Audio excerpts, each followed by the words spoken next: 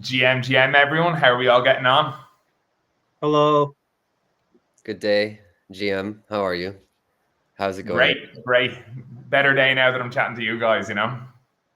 But yeah, welcome anyone who's tuning in. This is a Helios Horizons 1 year anniversary special. Yeah, we just said we throw this on and throw it back with some of you listeners out there, some of the members of the community, reflect on some of the highlights and just have a chat. So yeah, Lucas, how are you anyway today? What have you been up to recently? Well, recently I visited Kevin in the Norway cabin. Wow, I'm getting so confused. That was great. Had some powwows about work and non-work related things. Was quite interesting. I'm back in Berlin now. I just booked a flight to Istanbul, so I'll be there in 2 weeks, and probably hosting an event. Who knows? And yeah, looking forward to this conversation. I can't believe it's been a year, and so much has happened in that year, and I'm looking forward to talking about it. No, 100%. I think it feels like the time just like you pack like 10x the amount of things into like shorter periods of time in this space. And Kevin, how are you? How are you keeping? Yeah, I'm good. Like I said, Lucas said, I'm cabin Kev right now. I've been in Norway for 2 months, living in a cabin on a hill, and kite skiing and just pure detox, eating right, focusing a little bit more on an infrastructure and optimizing things so that Helios can further grow once we get out of this pit of despair. But yeah, we're still here working, and or at least getting the bricks together to make sure that when our time comes again, we'll be coming back even stronger than we did last time. So it's been good. I mean, I'm go back in a few more days. Last 7 days for me here, and then me and the doggy, we drive back to the Netherlands, and then I'm back to Dutch Kev. I guess that means I got to shave and cut my hair. Like, does the time in the cabin make you feel like permanently like going off the grid or like relocating? Like, yeah, I think about it more and more each day. How this could just basically be my life, but I do miss a lot of things about the city. I really like drum and bass, dubstep style music, so I'm missing those shows a lot. And you brought I'm your missing own studio out though. yeah. I mean, but I'm not going to the shows. Like, I mean, giant true. speakers versus these tiny little speakers in my headset, and isn't quite the same. And I'm missing just a lot of music shows. I go to a lot of concerts, and like I'm missing a lot of that, and just going out to dinner in a lot of different places and biking around and stuff. But like as soon as I get there, I'm gonna wish I was back here. It's one of those grass is greener things. But I'm definitely contemplating coming for longer periods of time during the winter from now on. I'm a snow person. I just really like the winter. I like the cold. I like being out in the vast snow and just messing around on my kite or whatever. So I don't know. It gave me perspective on stuff a lot more, and I just straight detox. Didn't drink really at all here.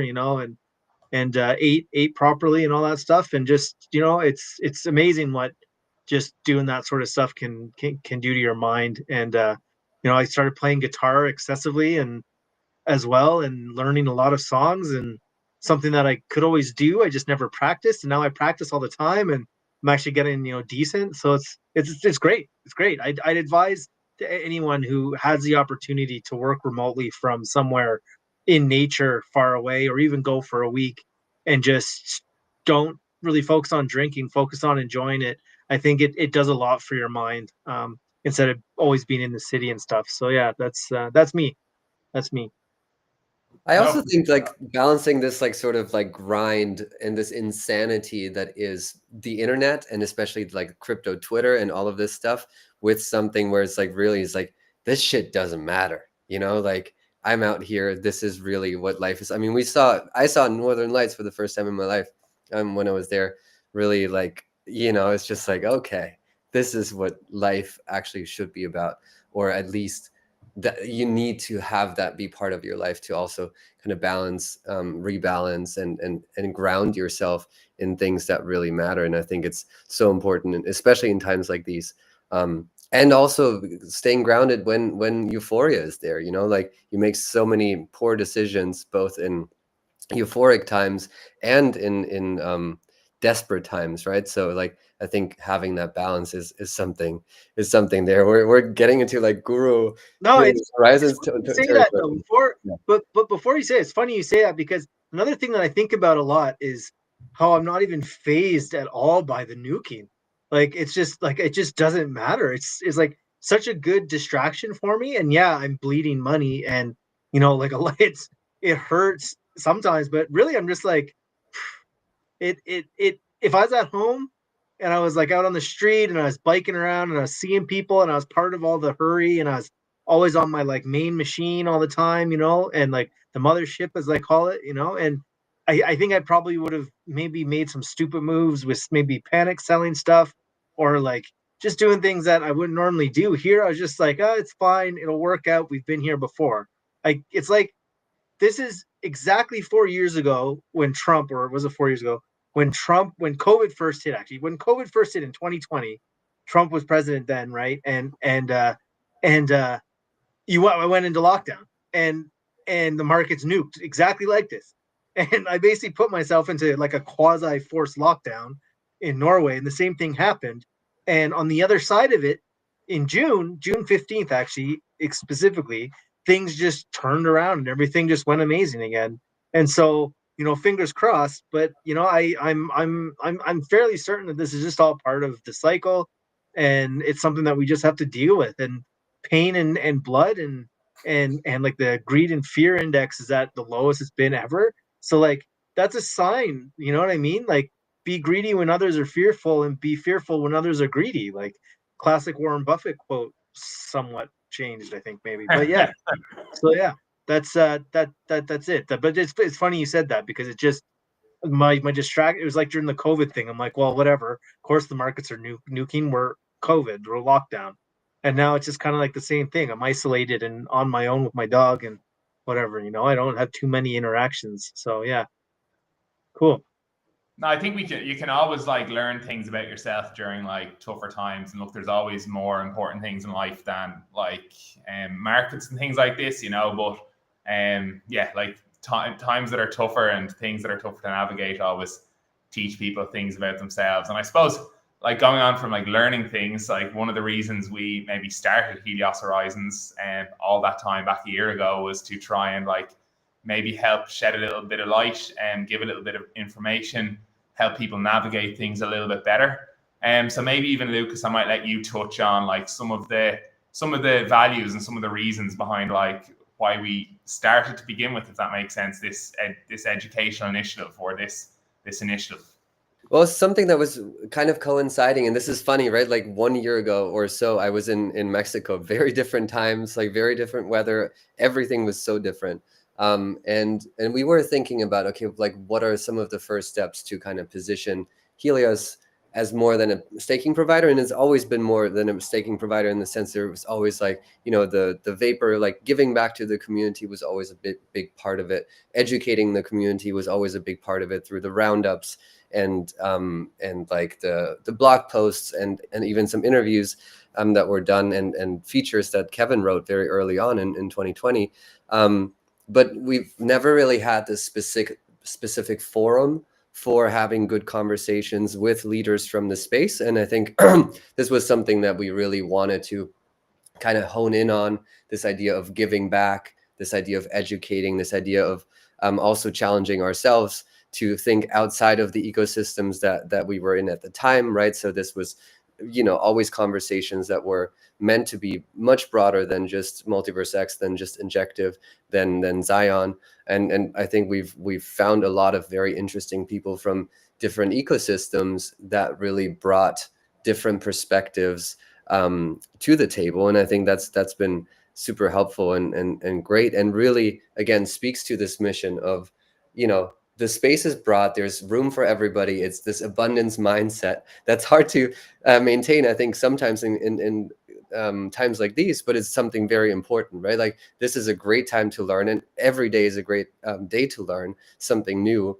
But especially when there's not that much else you can do and really change the fate actively, you need to start with yourself and start with the things you can control, and that's learning, and that's talking to people around you, educating others, and that's something I hope we've managed so far. No, for sure. And I'm actually going to bring up on the screen, like, a few of the values, like in terms of connecting with people, maybe educating more people about the benefits of the space and like what it can offer. And then hopefully that connection and that education, like leading to like onboarding and more people exploring what the technology has to offer and building on top of it. And I'll go to Kevin now in a second about like maybe having been in the space for a significant amount of time and setting up like infrastructure that like contributes to things. But I think staying with you, Lucas, for a minute, like, and maybe you have like on an ongoing basis, you're going out meeting people as part of X Alliance, and you're going to different events, seeing different things. How important are these conversations, these connections, this education, this outreach, and just initiatives that like create more like conversation and awareness around the technology and what it can offer to where we're going? I think it's really the secret sauce to onboarding is really doing it and being out there, right? Like, I'm not even going to talk about crypto conferences because I think that has value in itself, because building that network is extremely interesting, and finding people that work on similar things and really connecting and getting things done, that can be done there. But the reason that Kevin and I connected initially was through figuring out how to bring blockchain to real people, to real users, to people that don't care about the underlying technology, but just want a better solution for that improves their their day-to-day lives. And so that's where we've had all of these initiatives before, and Kevin's been an instrumental part of this, where it's like thinking in a way that's like, okay, we need to address not just this little bubble, not just these 100 million users, which is probably way fewer in Web3. It's overestimated, that number. It's all bots, and there's like 3 of us, and then maybe 10 more out there. But like, how do we get real people to use this technology and see the benefit of it? And of course, that is through having like real events or onboarding moments or aha moments, and creating them actively. And I think that's also something that's always been an interesting part to learn about the journeys of all of our guests, for example, because that's been a big thing, like going into their past, their first encounter with it, what fascinated them, what brought them into this space, what made them want to build in this space. And I think extrapolating information from there is so valuable in terms of like, how can we bring these moments to other people? How can we inspire other people? And that's often, I think, by giving them real use cases, real value, and creating that in their lives. And I think that's really where I see the value. It's not necessarily the events to go to around the world. There's a lot of value in connecting it, the dots there, but that's finding the builders that are aligned there. And I'm sure we'll talk about Collabothon and that stuff later as well. But that align on a vision that goes beyond just creating imaginary tokens and value for a hot moment in this space, but really thinking about the broad adoption and broad usage and broad opportunities that come with this technology. Yeah, and that's where we need to go. So like, this first year of Helios Horizons, and you hit the nail on the head, is that we talked to a lot of founders and a lot of people and how they got in, and they've given us valuable information of why Web3, right? And so with that information, how do we then, start onboarding and, bringing in other people? I think we had, was it a runner, a swimmer, a biker? What did she do again? No, she hasn't arrived yet. She's working. Right. She's in a lot of training camps and things like that. Yeah. So we do have someone who's from the real world, who's come over. but we do need to focus a little more on reaching out to people outside of the space or who are just coming in. But I think the important thing here is, these conferences, right? It's just a bunch of people, the same people, talking to each other about the same things over and over again. Not always, but like there are new people. But what I do know, as an advisor for Philanthropy, is that he's now reached out to non crypto conferences and will have a booth at this upcoming conference that's for charities in the UK, and he'll have a booth there to talk about how Philanthropy is changing the charity world with the underlying technology being crypto. None of these people probably, very few of these people probably know anything about crypto, don't care about the crypto so much or the blockchain aspect. But what they care about is the transparency of the charity itself, right? And I think he only told me this a few days ago, and I've been talking to I think I talked to Misha once about um, his tags, making like a dog collar and putting the tag in the collar and then selling that. And then again, you don't really know that you're using blockchain, but it's a product that gets into the hands of people who don't care. They just care that it works, right? But uh, but it's stuff like that, right? And like especially with stuff like there's auto conferences, there's like ticketing, like there's music conferences. All these conferences are where we need to be. We don't need we I personally don't think at this point taking money and dropping it into a ton of crypto events is the right move for a company at this point in this space if they want to onboard users. I think they should be there at a certain level, but if they really want to onboard users, they got to come up with a use case and they need to go into those communities and go to those conferences. So yeah. Yeah, one thing to add here, Tom, you just mentioned Philanthropy. It's our friend Thomas Rees, who won a government grant that is an innovation grant that I think one of the first project that ever did anything with blockchain. But of course, that's not what you're selling. You're selling actually the solution to a problem, right? And this is something that's sort of foreign still after however many years of Web3 being in existence. Like solving actual real life problems, and this is one. But he's also been hosting these events at his office, which are now monthly, and I think his latest numbers that I heard were 80% of people were just people, not Web3 people, first time interacting, but they come because of course this technology is interesting, and of course there's a lot of value this can bring. It's just that we have this large gap of explaining it, and there's a lot of hesitation, of course, for everyday people trying it out, because the friction is still relatively high, and of course the reputation, for good reason, of crypto is exactly what we see right now. It's a fucking madhouse, and that's independent of tariffs, oftentimes, right? Things go up and down in crazy amounts, and scams left and right, and memes, and all of these things that really, really few people out in the world can relate to. They have other problems. They don't want to gamble on some shit coins. They don't care. That's not something that interests that many people.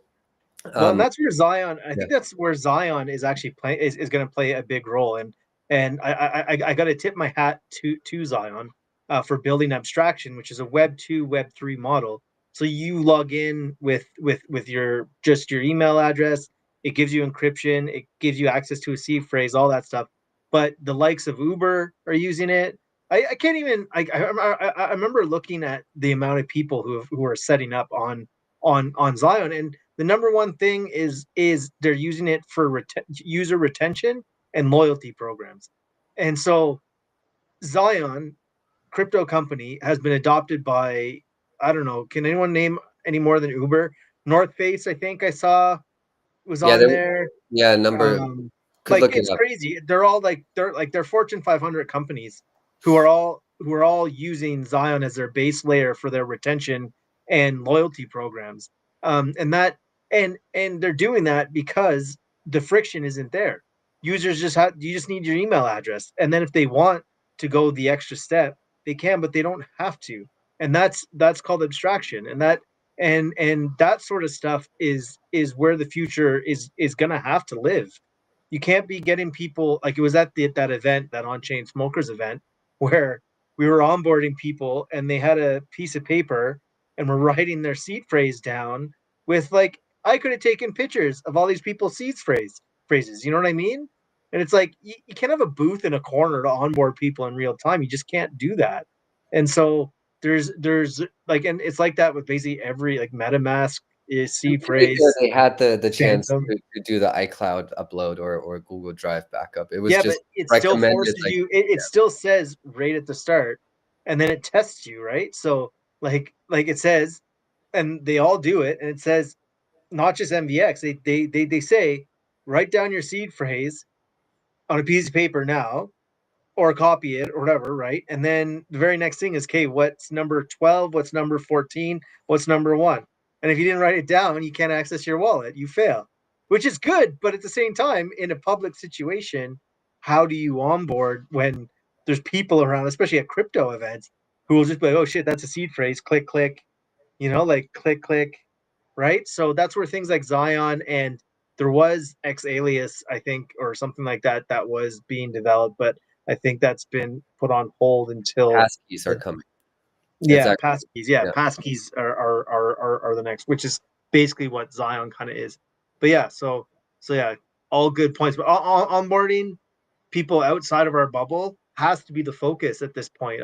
I just don't see any value in just talking to the same people and doing the same old marketing over and over again. It doesn't make any sense at this point. You need to go out, throw yourself to the wolves in any one of those any one of those verticals, charities, auto conferences, music conferences.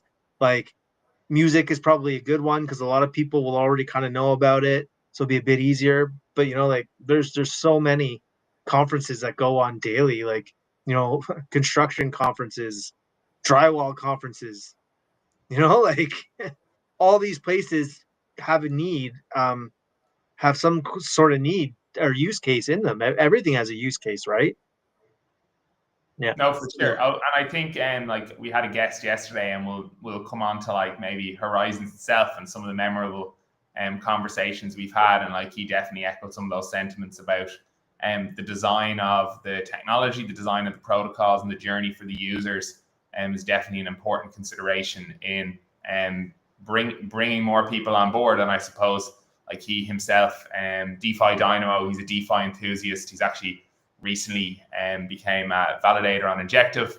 But he was like comparing just simple use cases like cross-country remittances. So it's like the way like people pay like a reasonable amount of money to things like Western Union to send money, their own money, to people in different countries and their family, their friends, and for no other reason than they gatekeep the technology. And there's an easy use case that a lot of people would probably understand. Okay, if you use this technology to send this value or this money to someone in a different country, it takes only a couple of seconds and you don't have to pay anything. And then the other things of like stable coins, where in countries where people maybe don't have access to as stable a banking infrastructure or financial infrastructure, and more stable currencies are harder to come by, and therefore it's harder to interact with like a global economy. Things like stable coins are incredible because it allows them to permissionlessly access more stable currencies, if that makes sense, and then transfer them with people around the world. So in probably we have the luxury in some of the countries that are a little bit more reliable and a little more stable, and the infrastructure is serves us a little bit better, and that we don't necessarily rely on some of these things. But the technology has that. We had a guy from Regira Academy who's going out on I think episode 37, and he's going out educating in colleges about how to start a career in Web3. But he was saying like he went and did an event in, I think it was Nigeria, similar to X Alliance actually as well, sponsoring an event in Nigeria recently. And there's 80% of the world, and as a result of doing that, he found out that 80% of the world is unbanked. And simply with blockchain technology, with Web3, with these self-custodial wallets, anyone anywhere can set up a wallet, hold value, and transfer it with anyone anywhere in the world, which just opens up possibilities that were previously inaccessible. Yeah, there's a big caveat there. And so this whole unbanked thing is actually what got me into into blockchain initially, really. And I was like, and yeah, it's crazy how many people are unbanked in this world, right? And the problem is with all this is one, they still have to offboard the cash, or wherever they use the stable coin has to accept a stable coin and then has a way to offboard set stable coin, right? So off ramps. Second thing is ID. Who is this person and all that? So this permissionless thing is not going to, in my opinion, this whole banking the unbanked thing through blockchain is a novel idea that is going to be very hard to implement without still getting IDs from people to get through the offboarding phase of everything. I've been researching this since 2016.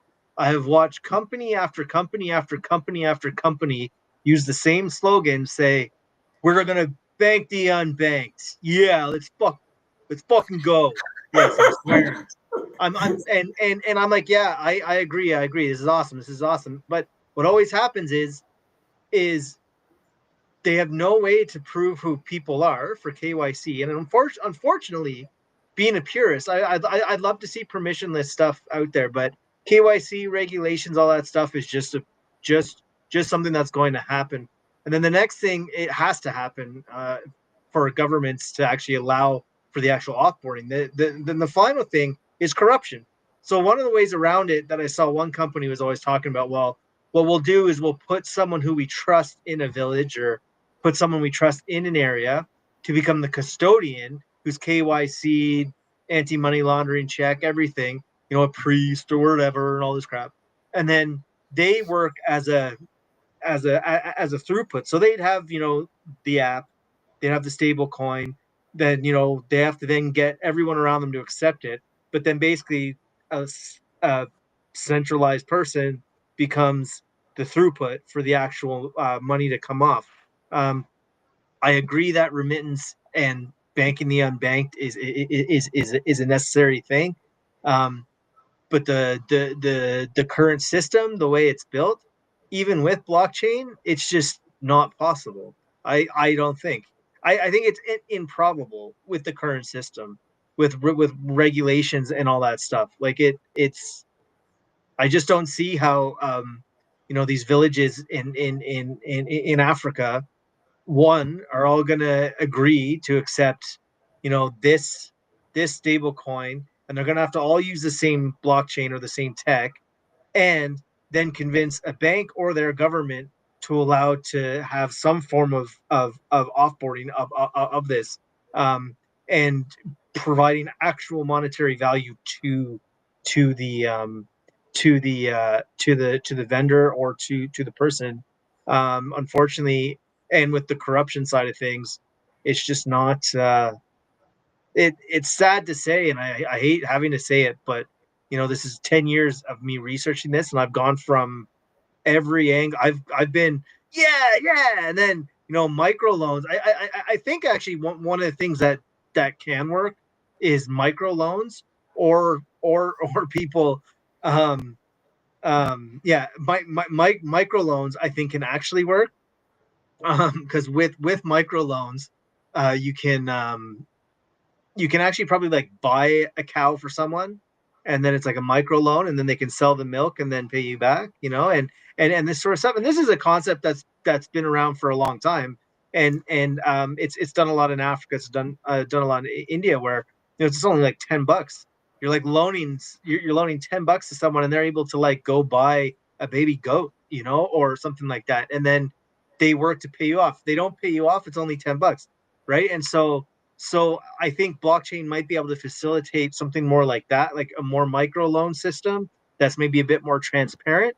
That sort of thing, where you use crypto at a higher level to buy 100 goats for 100 people for 1,000 US or something, USDT or something like that, on a vendor, where so then you only have to onboard the one vendor, and that one vendor then can help 100 people instead of having to get all these other vendors. So I think that's where my head is at now with that sort of stuff.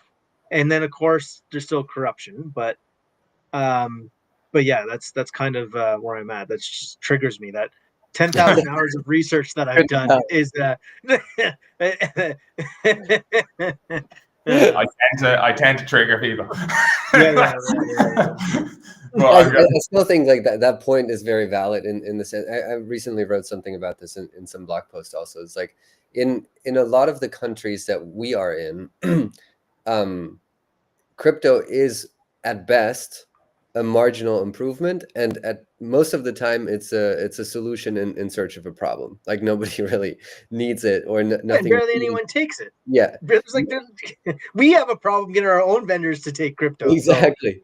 That's and so there's like a lot of these things that I think in countries like Nigeria, for example, right? There are a bunch of things that could be facilitated sort of immediately through that. I think flash loans or micro loans, that kind of stuff is really, really important, really good. There's a lot of like Web2 companies that have successfully implemented these things. Certainly something like a broader infrastructure, Web3 infrastructure approach is something that, for example, also is something that is like such a great thing for many blockchains or the blockchain industry, let's say, to work on together. It's like we shouldn't pick a winner or like there's all of these like, you know, Sui wants to do something there, Solana wants to do something there, everybody wants to do their little thing, but really it's forgetting that we're solving a real problem for real people that can really make a difference, right? And it's like, screw that, let's work together to actually like make the infrastructure ready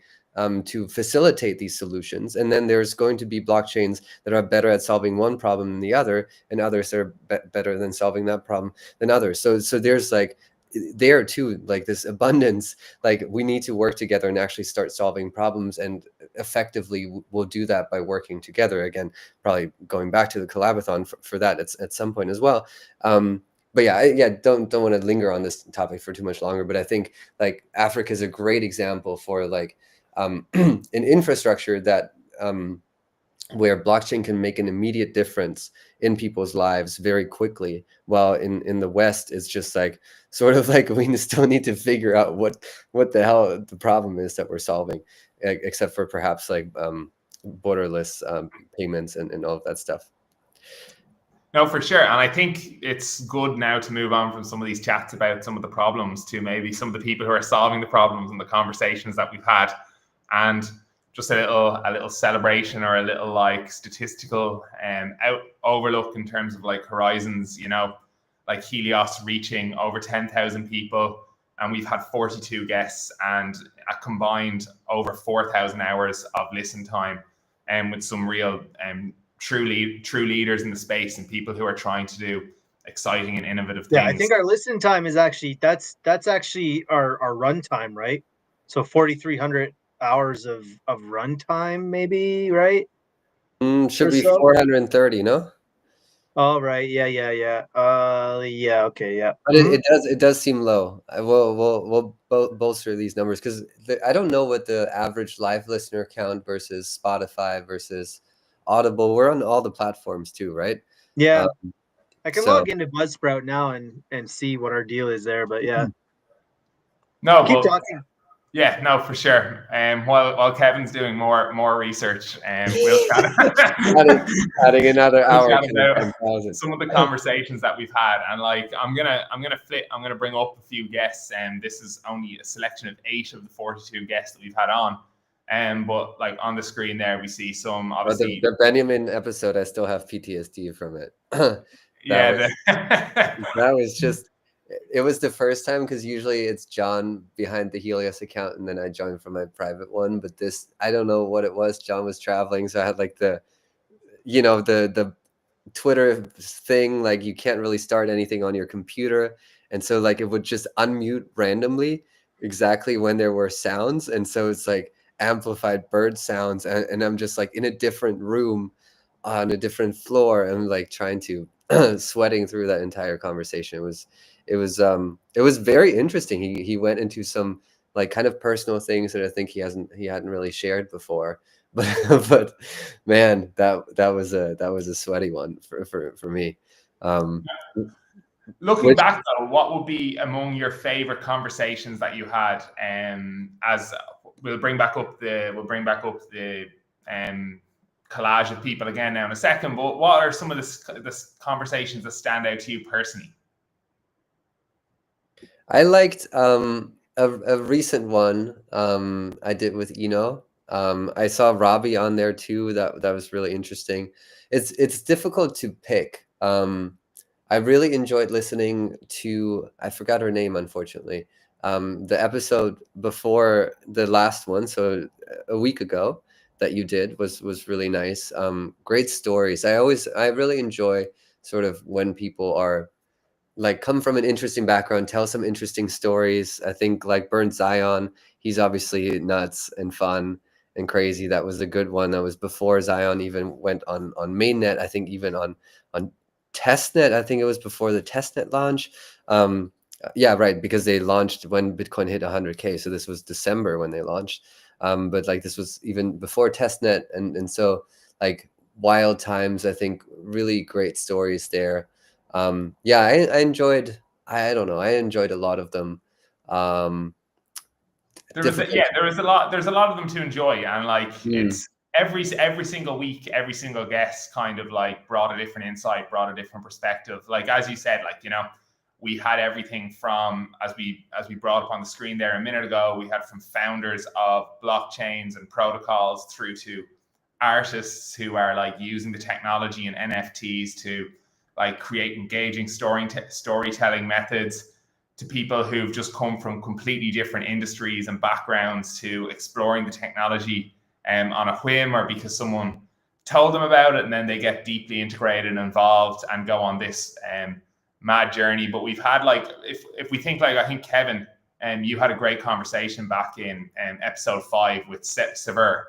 I was going to point that one out too. I think I like listening more than actually doing the conversations, because you're always like there. I can tell you which ones I enjoyed because like it's more objective. Like there, I have to listen to myself. But that was a really great one, Kevin. I enjoyed. Yeah, that. no, yes, Sever was good. He's actually just a good person to talk to in general. He just has such an interesting backstory, and he's back when I was there, and yeah, he's just a very, very, very, very interesting person. That's for sure.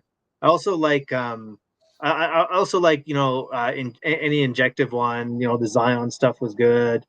And like we had Robert on as well, right? I believe, right? And yeah, and so like it it's fun to just listen to different people's perspectives, I think, and like just because so many people are so different. And then there was some other guy who was on. I forget who he was. He was a guy from Solana who was really interesting too. What did he forget do? It would have been Seb, but like no. Seb Oh was no, it was that guy who came in for 30 minutes or whatever. Oh like, yeah, Tony Palencia. Tony is wild. Yeah, he packed in so much. It was like it was like an hour and like 30 minutes. So it was good, and like I really appreciate that stuff. Like I appreciate people who can talk, can get what they got to say in shorter periods of time. And so that was good. And yeah, I just think in general, everyone's stories is interesting. There's that marketing girl. See, I'm really bad at names. But there was a marketing girl who came in, the community manager, who gave us a lot. Yeah, John, you're spot on with all this. What did I do without you? But yeah, so she was really good too, like, and learning about building communities and all that sort of stuff. And like it's just really good information to get from people. And it's kind of sad in a way that people are drawn more towards the drama and this and like the flashy stuff, because like there's so much like gold and alpha coming out of these people saying, yeah, all you got to do is this, all you got to do that. And then if you actually spend the time to listen, it's true. And that's how the people who are succeeding, they're not listening to all these like drama casts and spending the time jumping from shitcoin to shitcoin or doing all that. They're focused on what they know they need to do. They're focused on their communities, and they're focused on not grifting around, basically. You know what I mean? Oh, like I'm in a ton of different groups on Telegram, and there's a few that are just like they're from when I was first starting, and they're on something new now. It seems like every 20 minutes. Like every 30, 40 minutes, oh yeah, get out now. It's like, geez, like, and like, I just go and read for fun now. I used to get in like grown up arguments on these too, but what I realized is eventually I started looking towards things like Elron at the time, the white paper, and then starting to look at injective Zion and a few other things, and reading this stuff, right? And when I started reading this, I was like, oh yeah, fuck all the noise. It's no point to that stuff. Like it's literally just a waste of time, because in a few days it's going to be something else.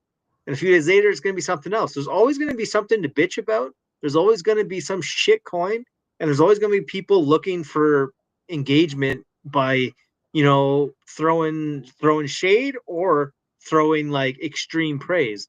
So you're better off just focusing on the black and white, the actual white paper, and look at the GitHubs, look who's actually doing the work, and hunting down the people who have true passion in their hearts, and that's where you're going to get the alpha. That's where you're going to improve yourself. You're not going to improve yourself by watching drama casts or reading about the drama and getting all wind up and writing posts yourself and getting emotional about where the market is. I mean,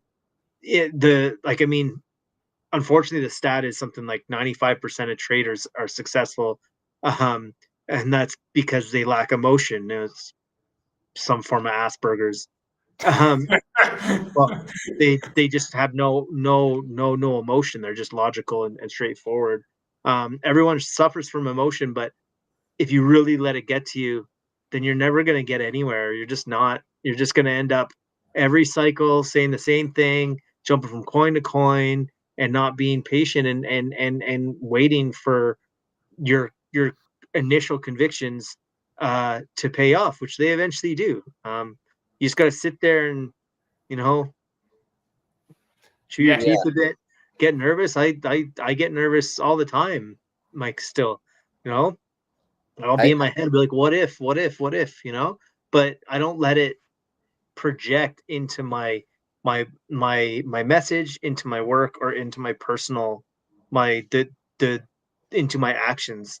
I recognize that emotion is something that's just part of my human nature, and I should remember that my convictions are right, as long as it's something that's like macro, like right now. Like, you can't, if like everything that's going on at this exact moment is a macro thing, so everything's getting slated, and now everything's on this giant roller coaster together, right? So you just got to sit tight with your convictions at that point, the last thing you want to do. But if it starts, if something happens where everything's doing good and then there's an outlier where it starts doing bad, then that's a bit different situation, right? Like, it's not, you don't stick to a conviction. There are times where obviously convictions can be wrong, but not when everything is going bad. Right? It's one of the big things people tend to mess up. They forget that this is happening everywhere, and it's not just us. So Yeah, I I think it ties back to to personal responsibility, and like each person just like understanding what they're trying to get out of like their direction they're taking, the actions they're doing, and just trying to be as like conscious and aware as possible about trying to make better decisions, for themselves and for those around them. And I think that like extends outside of blockchain and crypto and trading and all these things. And like on what you were saying, Kevin, about like maybe lacking in drama and it not being the way forward, like people looking for external factors to pin blame on things that are happening to them rather than looking to maybe take some responsibility about how they can impact the situation. I think a recurring theme across like all the conversations that we had with almost all the people was like a relentless drive, a work ethic, a desire to get things done, a purpose, a vision, a mission. And if we even go back to like, let's say for example, Injective, like, we had Cooper on a couple of times and he was chatting about how in like the Injective team in the early days would be putting in like 20-hour weeks and like they are 20-hour days, and they would just be like flat out trying to get the thing they wanted to do done, and nothing was going to get in their way. And then like we had like Robert and Benny on, like, and they're always emphasizing how important it is, and Sever as well, and like how important it is for the community to step up and to use the technology and to like find a way to apply it like purposefully and for good. and find a way to use it to solve problems. And then even like, we had Bernd Banksy on, and him chatting about like, seeing this gap in the market, seeing that like there was no consumer focused blockchain, there was nothing built for the people, that made it very, very easy for companies to use the technology to connect with consumers, because there was just a gap in the middle, and how he went for that and essentially, like had to like work very hard to make it happen. And I think that theme and that trend went across almost like everybody. And like, even if we go like Tom, who we talked about earlier, like, he has been involved in like the charitable sector and seeing how we can make an impact in that for like a pretty long time, like going on trips abroad to find ways to help other people. And then eventually the technology was just the way through which he is now fulfilling his greater purpose, his greater mission. So yeah, there's lots of examples. Like, if we went further down the list of conversations, and like conversely, you got to start recognizing the fair weather builders, fair weather influencers, fair weather people, right? So pretty easy just to go around. There's a few I could name right off the hop. I won't. But, we're going on mute. JB Lucas. No. There's these fair weather people out there who just seem to reappear when the market's good and start making predictions and start saying, "Oh, this coin, this project is going to change the world," and they're working, but then all of a sudden the market goes bad, and then they're gone. You know what I mean? And they're nowhere to be seen, and they're doing tens of thousands of hours of research while they're gone. Oh, they must be, yeah. But I think the point is it takes a lot to be there always, right? When you leave, just because the market shit, it just shows how you're invested in not your community. You're invested in yourself, and you don't have you don't have the character to come and say, "Oh, I was wrong. Looks like it's changed, but I still believe in this product." But if you believe in the product, it shouldn't matter. And if you're a builder, right? So there's a bunch of projects that just, when the bull run, when it looked like it was starting to do well with just before, when Trump was getting in, we had this little mini kind of like influx. All these projects just start popping up. Oh, we just built this. Oh, we built this. We built this. We built this. We built this. Fair weather influencers return, and with their tail between their legs and big long stories, about why they're back. And then the market went down, and guess what happened to all of them? Boom, gone again. Like they're not there anymore. And like, I've actually gone back and checked a few days ago, because I'm like, oh, I haven't seen any posts from these people or these things in the last little while. And I'm like, oh yeah, February 3rd, nothing there, February, or January, they just disappear. They don't have the interest of you. And the sad part is, and this is where I hate to say it, is when the market goes back up, they'll come back and they'll start saying, "I told you so. I did this," and see, but they weren't around during the whole time. They didn't grind. And the way you build those convictions is look to see who's grinding. Like the Roberts, the Bennys, the Erics, the Burnt Banskys. Like these people are grinding regardless. The Haddams, Soul now is almost ready to go out. And like these guys are building no matter why. And Mihai, these guys are building always, right? They don't care so much about price, right? And there's these projects within the MVX ecosystem that all of a sudden are back again, and now they're gone again, and then same thing. And I think it was Eric from Injective and Mirza. He said we don't give it. They've been saying this forever. Like, we just ship. When something's ready, we put it out. We don't care if the market just went through a black swan. If it's ready, it goes out. Yeah. And by doing that, you're compounding your community. Community's like, oh, they're still building. Oh, they're still doing this. They're still doing this. Yeah, it might not have a price impact because of the way the market is at the time, but it has a bigger impact because you're building this strong foundation, and everything you said you were going to do is being done, and it's being layered regardless of price.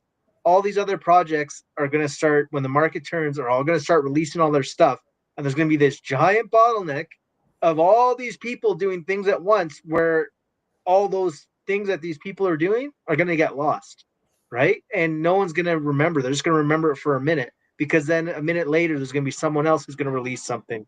A minute later, someone's going to release something. When, if you really want to get someone's attention, just be building always and just release, release, release, release, release. Yeah, Agreed. no, Fair nothing, weather nothing builders. stops the It's product. that's really a theme though. Like I was thinking while Kevin was talking, like all the people that we had on. I hope that we didn't have any fair weather builders on, but like, you know, through this last year period, honestly, there weren't that many around because the markets have been bad and are back to, you know, after this little breather that we had at the end of last year, have been getting, you know, clobbered again.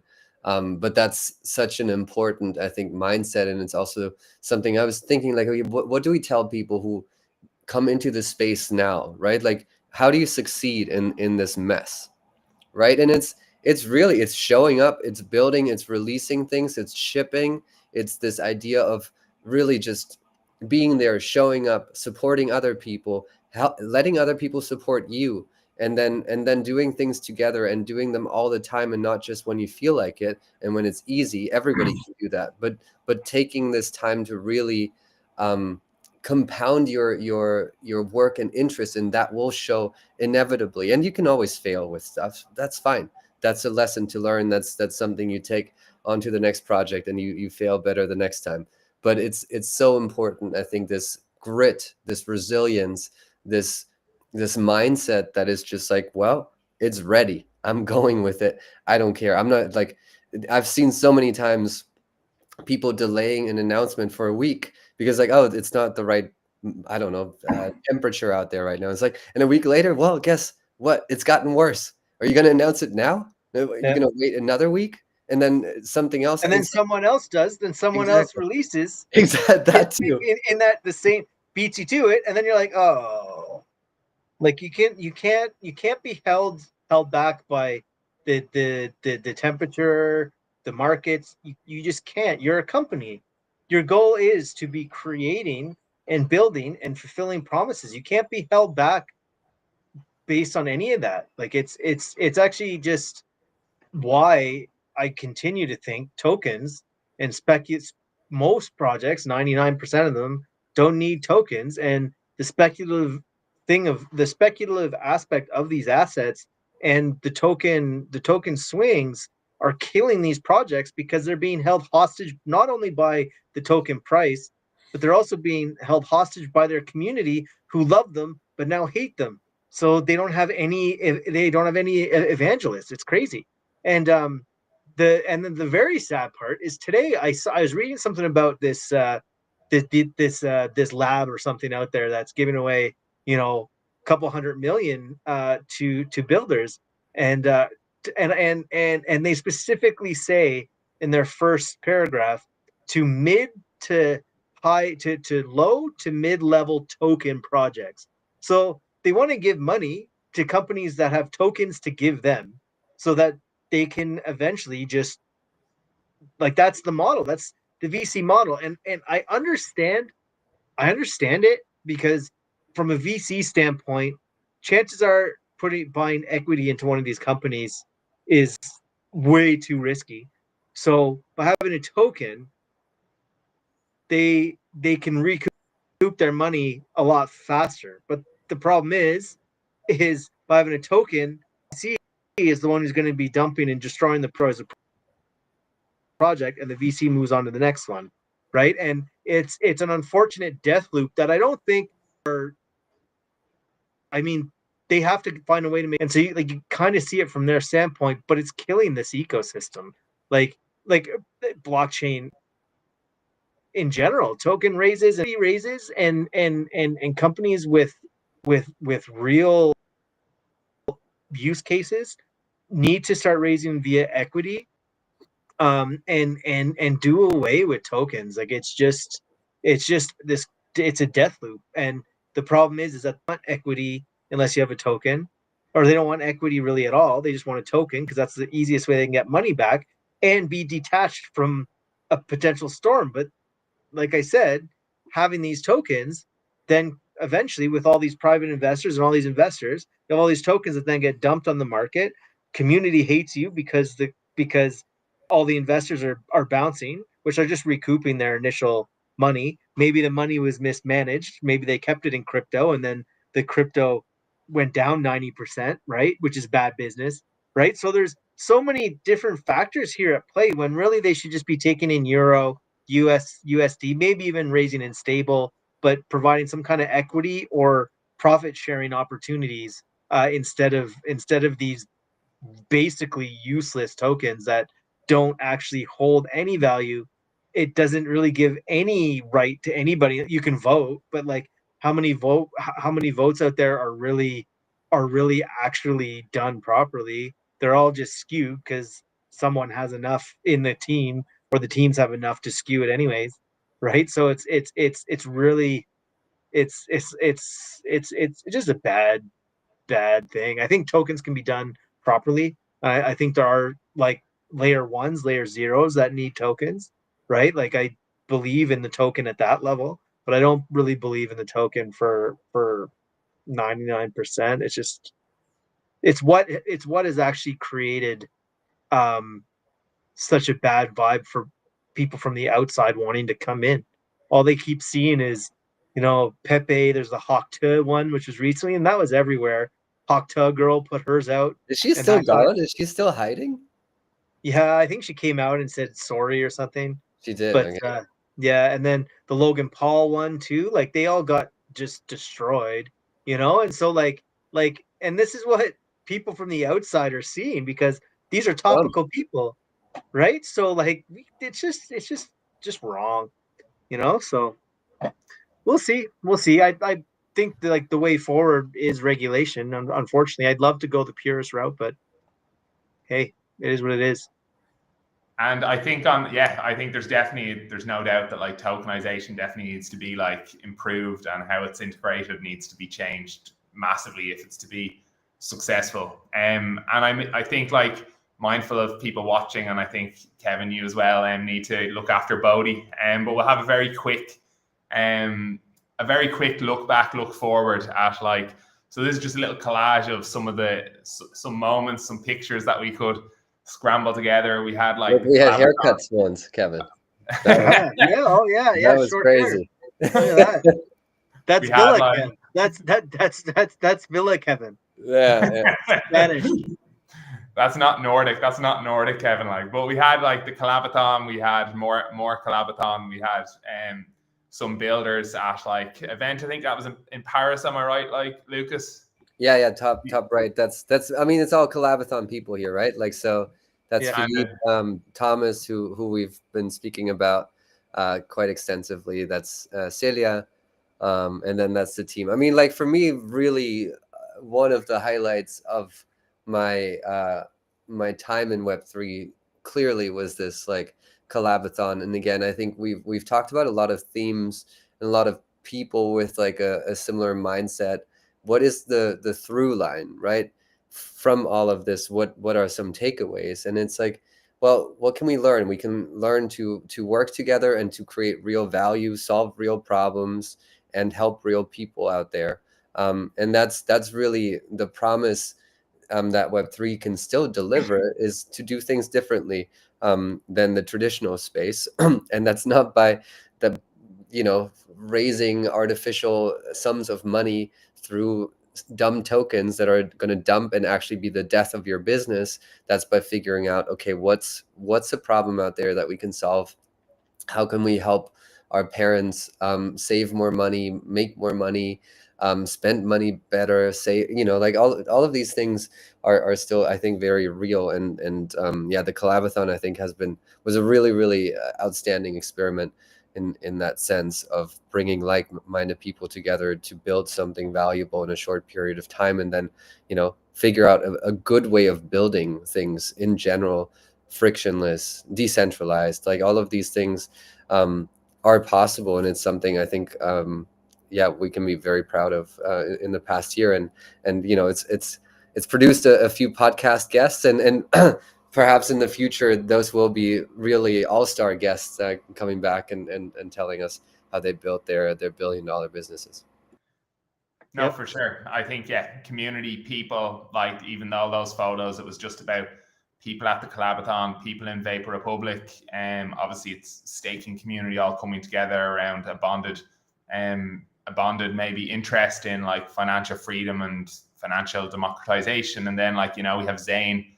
I threw in a tweet, a screenshot of a tweet from Zane, possibly one of the youngest investors. And with the right mindset, he's like so much more mature than all of the whiners out there. He's just like, you know what? I'm just compounding this. I mow a lawn. I invested in something that I believe in long term. How old is he now? 13, 14? And I think he might still be younger than that, man. I'm not actually. No, I think he's coming up on 15 or something. Oh, he's got to okay, be. okay. I think Man, it's like time is going fast. He's gonna be a millionaire before any of us know it, just because he's got the right idea. It's like, okay, I've looked into this. I'm convinced. I'm just doing the simple thing every day. And yeah, it's my favorite story. Like this, like it's my favorite story, and he's so consistent. It's great. Like I'd love to once we get things stabilized and markets return. I'd really love to like either go to them in New Zealand as a little Helios crew, go down there and see him, or get him and his dad out to the dam and do a little like dubstep. have them do a dubstep party. Have him as the guest speaker, him and his dad as maybe with someone else on there, and have them up there just talking about all this stuff. Because like you got to remember, there's someone behind him, and it's his dad. His dad is there empowering him as well, and really feeding, or really he's fertilizing the tree, and the trees was always gonna grow. I think in the case of Zane, like the guy, you can just tell, but his dad's fertilizing it and making sure that he's giving all the tools and everything possible for him to succeed even more. And I think that's a huge story in itself as well. I think the story is great, and I really would love one day to meet them. I will meet them one day. And New Zealand or here, I don't know, but I really do hope to meet them, and yeah, just thank them for being them. It's a story you want to see, and again, like these feel good stories, yeah, like a lot of people love it actually, and he does get a lot of traction out there. But it's still kind of like, okay, back to my shit posts, back to my drama. You know what I mean? It's like, oh great, little shimmer of light. It's like the Victor universe. Like, oh, okay, we did something great. Now back to hating. Back to this, back to drama. It's like guys, if we all acted in the same manner, and actually all worked and took it on the chin and realized sometimes shit's not good, and stayed somewhat positive. It's okay to be constructive, like that Joe Wu, is that his name? Yeah. Yes. So I like reading his stuff because like he's objective. You know what I mean? Are they Australian? Yeah, I just looked it up. Yeah, I was like, I thought they were in New Zealand. Yeah, no, there's a kangaroo. Same thing. We have to cut that from the broadcast. The New Zealand. No. The rest. I could have sworn that I asked them once and they said they're from NZ, but okay, they're Australian then, I guess. So No, but the point, yeah, Joe also, by the way, in Australia, and I think it's really funny to me. It's like, I just think like all of these adult men like moaning and crying all day, and then don't they look at somebody like Zane and they're like, wait, this kid is just like out there, kind of just focused in his lane, moisturized, fertilized by his dad, and like be embarrassed of the kind of stuff that they post online. Like that's just, that's sometimes I think it's like, look at this kid and look at the children, the adult, man children out there just whining day in, day out, and here's this kid and just like, Yeah. you know Just to what? be clear, Joe. To me, I respect a lot of what he writes because he's constructive and offers solutions, and he doesn't go out and say shakes his finger. He says what's on people's minds, and does bring up the some of the negative stuff, which is important, but he does it in a very constructive way, right? It's important to be able to talk about things that aren't going well, but it's important to say, but we can do better, and I still believe in, and this is how we can do better, right? And not just blah blah blah, fu, right? And it's constructive criticism is, one of the most important things. Failure is one of the most important learning tools, right? But if you're just going to use that failure to light more fire and carve people up because of it, then you're not actually helping, right? And Vinny, I think too, I read some of his stuff, which is he'll kind of shift to kind of what the f, but then also has a bit of a positive to it, right? And even like, yeah, that's it. I'm not going any further. Well, Joe is building something quite interesting right now, which also has some real life applications. So perhaps once they come out of stealth, that team, we can have them as a guest on the Yeah, podcast. cool. Yeah. That'd be nice. A good guest. Um, I'm running really short on time here. I managed to I have to go to Bodie. It's like I forgot to give Bodie his flea stuff for the past little bit. And I guess it's like really easy to get fleas out here, being Norway and whatnot. And I went to so they have it for me, but they've closed already. But she's waiting for me, and I managed to have her stay for another 10 minutes, and it's 10 minutes away. So I'm expected there Gotta at like go. in 12 minutes. All right. So I got to run down the hill and get there and get his flea stuff. Sweet. No, I think that was a great conversation. And yeah, thanks as always. It's always great to catch up with you, Kevin, and Lucas as well, and everyone who listened out in the audience and anyone who listens back after the fact. Thank you very much for joining us. Really, really appreciate it. And yeah, I think One last word. I just want to thank you both for putting in the time and actually taking the lead on this stuff. It's been great, and the consistency is good. John, you've come a really long way from your first one to you are now. Some of the like you're doing very well as a presenter, and you're even today you've kind of kept us on track, which is really good. So kudos to you, John, and Lucas. I have nothing good to say to you at all. I know that. I don't deserve any of it. So. No, Lucas as well, being there and bringing in guests, and also providing good insight, and also a very good host as well. And I just want to thank you guys for a good first year, and hopefully we will be back for a year two. 100%. On to year two it is. Thanks, guys. Appreciate that. See you later, guys. Have a great night.